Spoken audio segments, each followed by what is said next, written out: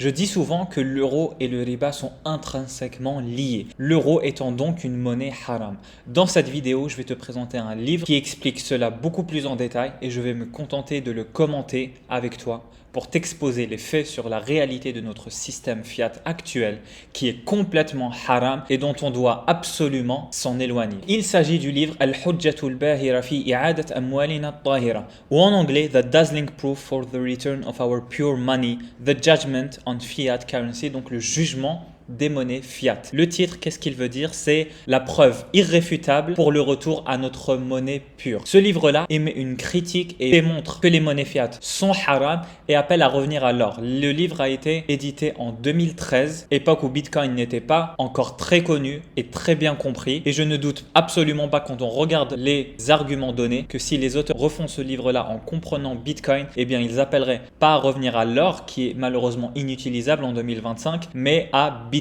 En tout cas, en ce qui nous concerne ici, c'est le jugement des fiat en elles-mêmes. Est-ce que l'euro, toutes les monnaies fiat sont haram? Voici pourquoi. D'abord, on va parler des auteurs de ce livre-là. Donc, on en a trois Malaisiens. Oustad Mohamed Nour bin Mohamed Deros de l'université Al-Azhar en Égypte. Oustad Amiruddin bin Mohamed Zain, encore une fois de l'université Al-Azhar. Et Oustad Mohamed Faisal bin Mohamed Ayoub de l'université nationale de Malaisie. Tout d'abord, dans l'introduction, les auteurs nous disent que le jugement des monnaies fiat ne peut pas être isolé de l'histoire et qu'il est clair aujourd'hui qu'avec l'histoire de la création des monnaies fiat et de leur mondialisation, que ce n'était juste qu'un grand acte criminel. Et ensuite, il cite une citation de Henry Ford que j'aime beaucoup qui dit « Il est bien connu des gens de notre nation qu'ils ne comprennent pas notre système bancaire et monétaire. Car s'ils le comprenaient, je crois certainement qu'il y aurait une révolution d'ici demain matin. » Avec cette introduction, on sait à quoi s'attendre. On sait qu'on va être choqué car ce système-là est basé sur l'injustice, est basé sur le riba. Et si on le comprenait vraiment, on ferait tout pour le fuir. L'humanité de manière générale, mais en particulier nous les musulmans qui devons fuir le riba. Mais malheureusement, ce n'est pas le cas aujourd'hui. Toujours dans l'introduction, les auteurs nous disent que les monnaies fiat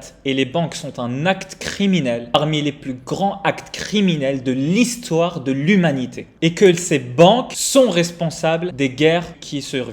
Aujourd'hui, un tiers de la population mondiale vit sous le seuil de pauvreté. Et cela, ce n'est pas dû à un manque de ressources naturelles ou d'intellectuels, mais aux manipulations des voleurs, aux manipulations des banques internationales. Et aussi, parce que je le répète souvent moi aussi, les fiat et le système bancaire sont intrinsèquement liés. On ne peut pas séparer l'un de l'autre. Les monnaies fiat ne sont que l'arme au final du système bancaire. Ce système bancaire qui repose sur quoi? Le fait de prêter avec intérêt et de rendre les gens esclaves. Et c'est pour cela au final que les banques, mais aussi les monnaies fiat sont toutes les deux basées sur riba. Et comme les auteurs le disent, le riba est une arme encore plus destructrice que la bombe atomique. Et donc les auteurs nous questionnent, est-ce que c'est si mystérieux maintenant qu'Allah promet la guerre à celui qui ne délaisse pas riba? Allah subhanahu wa ta'ala dit dans Surat Al-Baqarah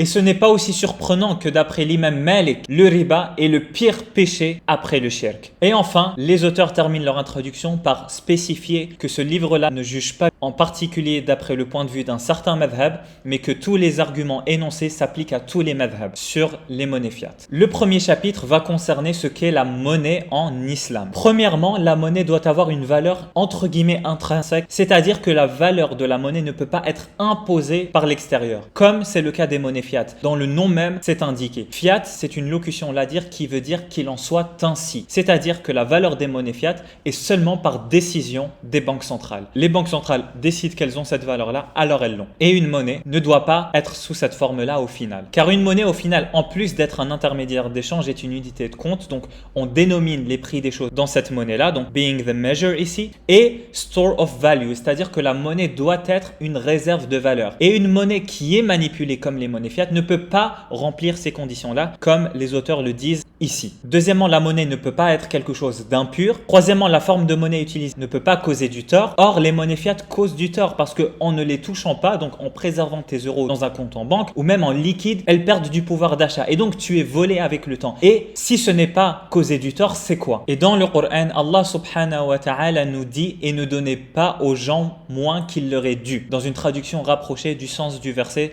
de Surat Al-A'raf, verset 85. La caractéristique d'une monnaie en islam, c'est qu'elle ne peut pas être imposée. Et comme le disent les auteurs, même le dinar et le dirham, donc l'or et l'argent, ne peuvent pas être imposés par un État. Les gens utilisent la monnaie qu'ils désirent utiliser. S'ils décident d'utiliser l'or comme monnaie, alhamdoulilah. S'ils décident d'utiliser le bitcoin comme monnaie, alhamdoulilah. Et s'ils décident d'utiliser le riz ou le blé comme monnaie, alhamdoulilah, ils ont le droit. La monnaie ne peut pas être imposée. Or, c'est le cas aujourd'hui avec les monnaies fiat.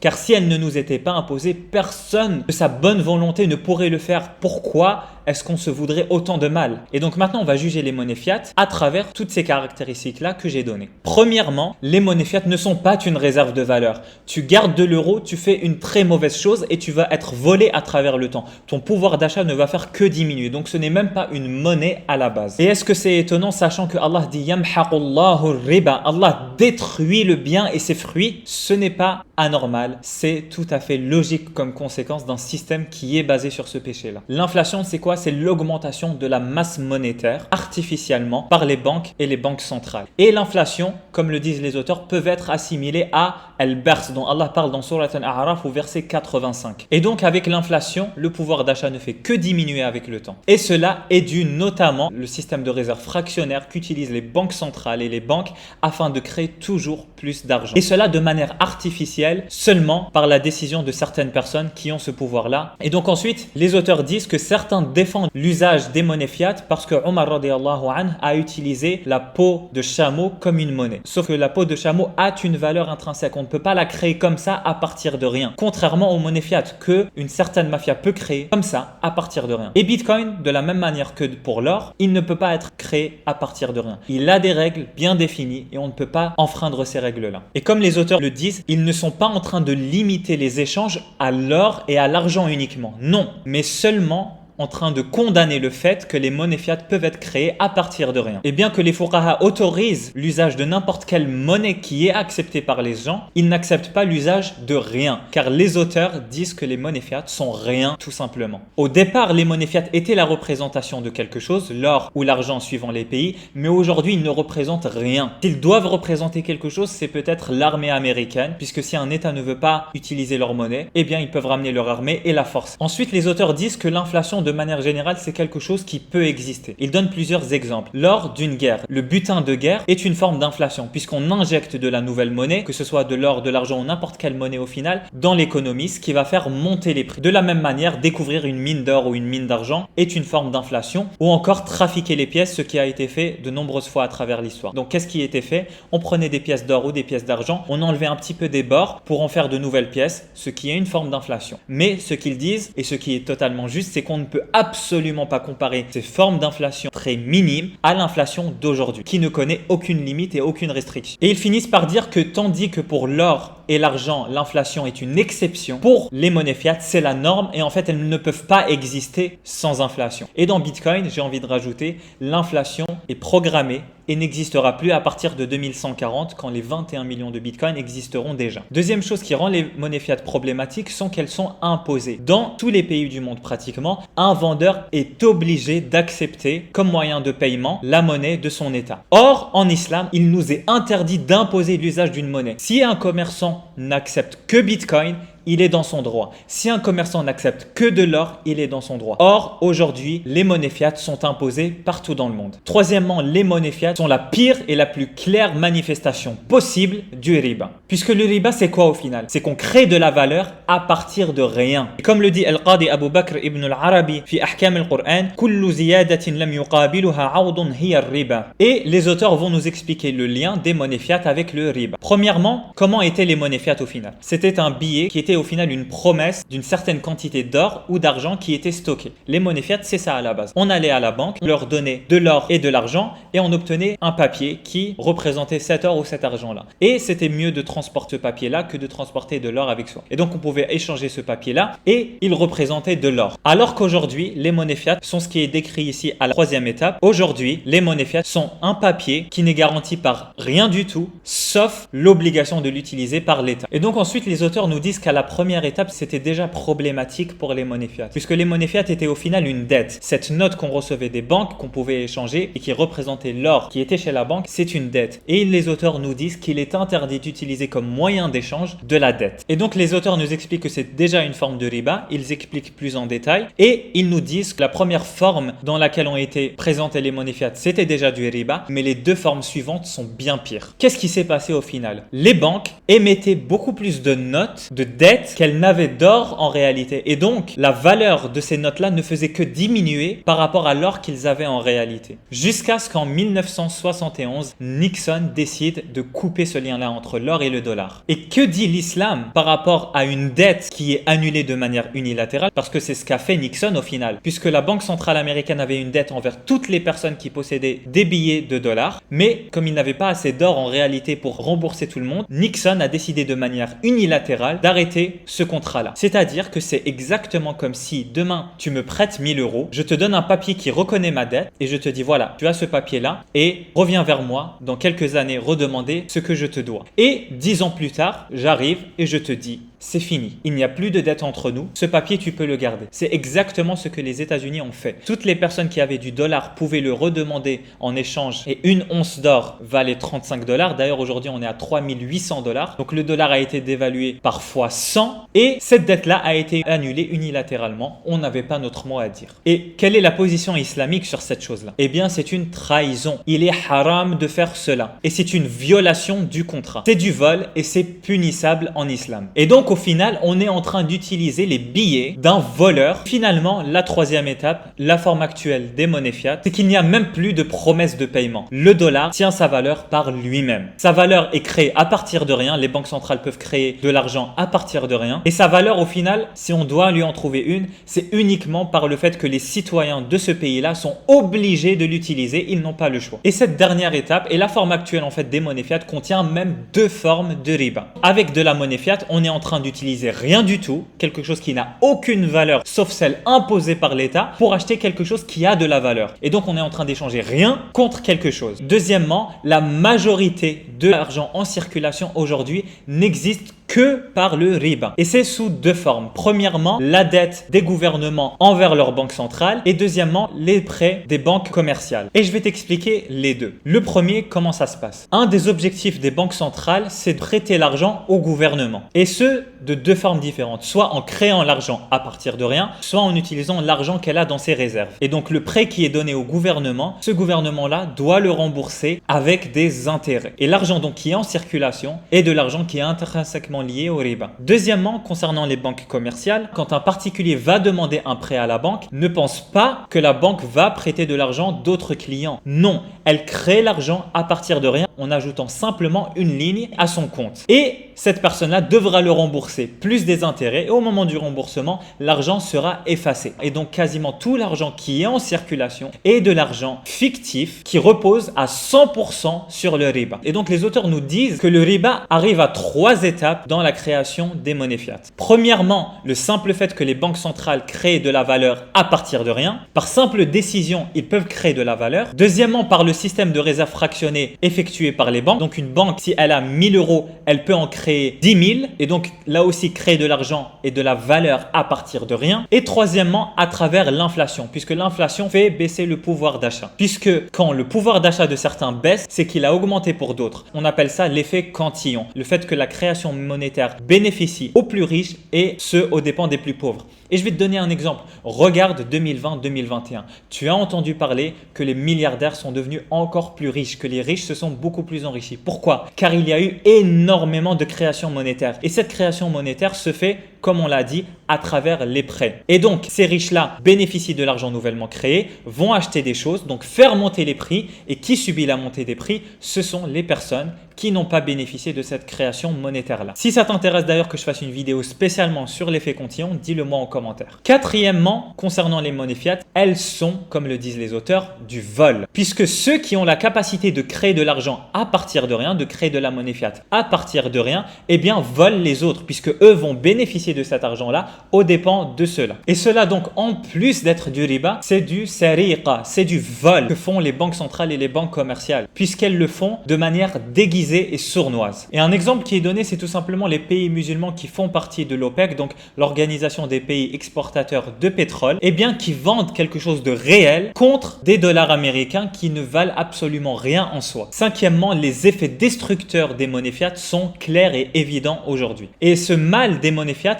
n'est pas quelque chose lié à ses conséquences, mais est lié à sa nature même. Il n'y a aucune manière de voir ces monnaies-là au final comme quelque chose de halal. Comment quelque chose de halal pourrait amener autant de destruction au monde et comment quelque chose pourrait être aussi rempli d'injustice? Ensuite, les auteurs nous disent que 786 monnaies fiat ont été créées à travers l'histoire et aujourd'hui seulement 23%, et ce pourcentage-là a diminué depuis, existe encore. 19% ont été détruits par de l'hyperinflation et 58% ne sont plus en circulation. Et que dire donc des gens qui détenaient cet argent-là? Regarde l'exemple en Allemagne dans les années 1920. Regarde l'exemple aujourd'hui au Venezuela, en Turquie, en Syrie, en Égypte, où les gens possèdent une monnaie qui est extrêmement dévaluée et donc se font complètement plumer. Et un exemple qui est donné, c'est en Allemagne justement, où le prix du pain est passé d'une livre à 4 milliards de livres. Et donc tu connais cette fameuse image d'une brouette avec énormément de liasses de billets qui ne valent plus rien. En fait, même à cette époque-là, les gens préféraient se chauffer avec leurs billets, donc les brûler,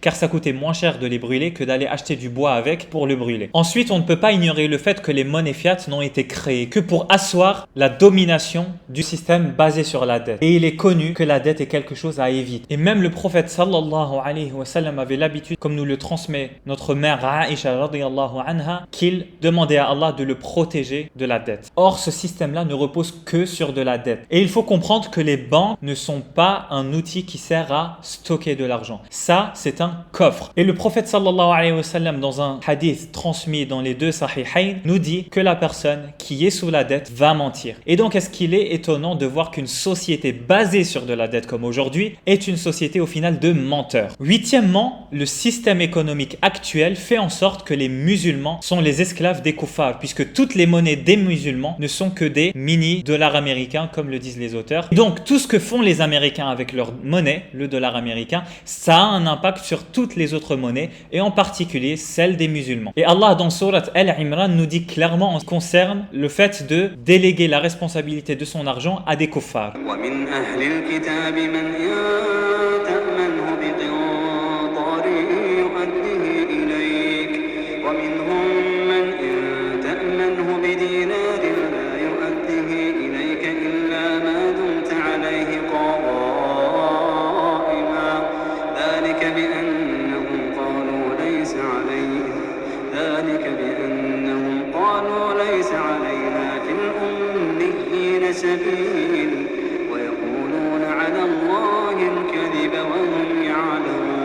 Et ce n'est pas parce qu'on est dans un état de nécessité que les monnaies fiat deviennent halal. Or, elles sont haram, mais dans un état de nécessité, leur utilisation est pardonnable.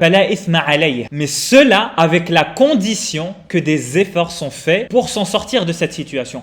Or, aujourd'hui, quels efforts sont faits pour sortir de cette situation? Aucun. Pour donner un exemple similaire, les auteurs donnent l'exemple du porc. Si tu es dans une situation de nécessité où tu n'as rien d'autre à manger et tu vas mourir, tu peux manger du porc. Mais est-ce que ça devient halal au même titre que manger du riz? Absolument pas. Et donc, mettre au même piédestal manger du porc dans ce contexte-là et manger du riz, ce n'est absolument pas juste. Et comme les effets destructeurs des monnaies fiat ont été explicités, il nous est obligatoire de nous débarrasser du mal. Et donc, les monnaies fiat doivent être supprimées. Et comme je t'ai dit, les auteurs appellent à revenir au dinar et au dirham. Et ils critiquent ceux qui disent que on ne peut pas au final délaisser les monnaies fiat aujourd'hui parce que certes, elles contiennent du mal, mais le mal mal de revenir à l'argent et à l'or serait plus grand. Et les personnes qui disent ça utilisent l'argument de akhafu ad-dararayn, c'est-à-dire qu'il faut choisir le moins pire. Et ceux qui disent cela doivent réaliser que c'est le silence des savants et des gouverneurs qui nous a amenés à une telle situation et à de tels maux dans la société et dans le monde. Ce système-là a causé énormément de tort aux Indonésiens avec leur monnaie. Ce que le Fonds monétaire international fait en Afrique, c'est un mal pour les musulmans. Et ce qui arrive à la planète de manière générale et aux écosystèmes est un mal causé par ce même système fiat,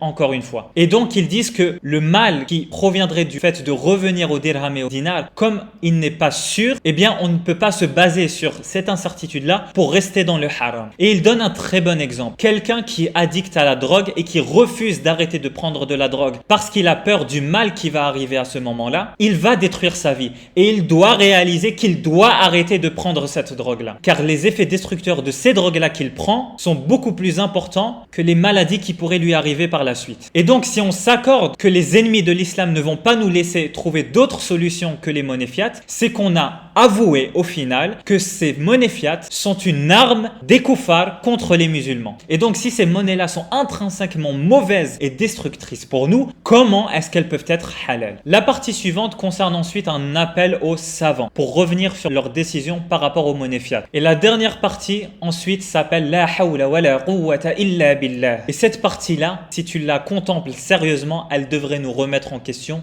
très fortement. Laisse-moi t'expliquer comment. Les criminels qui ont introduit les monnaies fiat ont beaucoup plus de tawakkul envers eux-mêmes que nous en avons envers Allah subhanahu wa ta'ala, car nous avons peur de trouver d'autres solutions et d'adopter d'autres solutions. Alors qu'on répète chaque jour La hawla wa la quwwata illa billah. Et donc les auteurs nous disent de ne pas avoir dans notre cœur la parole La hawla wa la quwwata illa bi America, puisque au final, nos actions reflètent ceci. On a peur de ceux qui dirigent comme si le pouvoir dépendait d'eux, alors que le pouvoir entier est à Allah subhanahu wa ta'ala. En plus de répéter ces paroles-là, La hawla wa la quwwata illa billah, mettons-les en pratique. Et ce n'est pas parce que les kuffars sont puissants qu'il nous faut rester dans cette situation de nécessité et de faiblesse. La majorité de nos peurs n'existent pas au final et on ne fait que refléter sur eux une peur qu'ils nous ont imposée. Et Allah dans Surat Al-Ankabut compare les kuffars aux araignées.